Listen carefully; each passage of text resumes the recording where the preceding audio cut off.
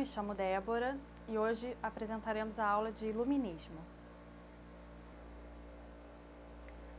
Ao final desta aula de Iluminismo, será importante entender o que foi o Iluminismo, quem foram seus principais pensadores, o que foi o liberalismo econômico e o despotismo esclarecido. A definição de Iluminismo ele se iniciou na França, para começar, e posteriormente ele difundiu-se por toda a Europa e pela América também. Apresentou alguns pontos em comum com o humanismo renascentista, como a rejeição ao misticismo e a crença na razão. Porém, o iluminismo criticava o absolutismo monárquico, ao contrário dos renascentistas, e defendia novas formas políticas, como a República Democrática, por exemplo. Foram defensores da liberdade de pensamento e de ação. Eles acreditavam que os seres humanos tinham direitos naturais que não podiam ser violados, como a liberdade de pensamento, por exemplo.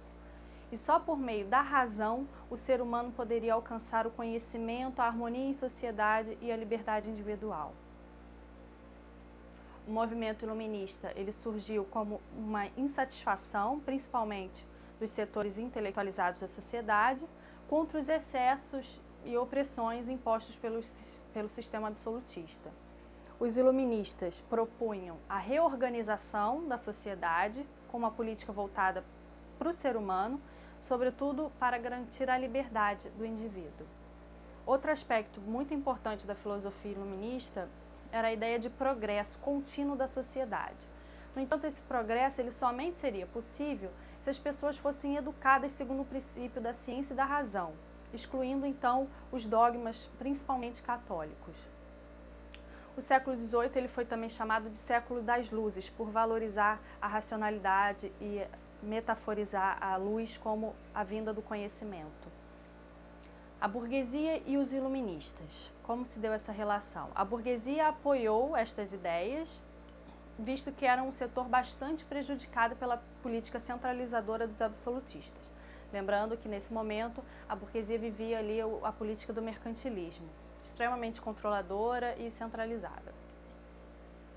Esta camada da sociedade, a burguesia, durante a formação das monarquias nacionais, esteve alinhada aos interesses da centralização, lembrando aqui um pouquinho da formação dos estados nacionais e da política mercantilista, que lhe garantia o monopólio do comércio. No entanto, com o tempo, alguns empresários passaram a se interessar pela liberdade de comércio e de mercado, que fez a burguesia se afastar do absolutismo e se aproximar dos iluministas.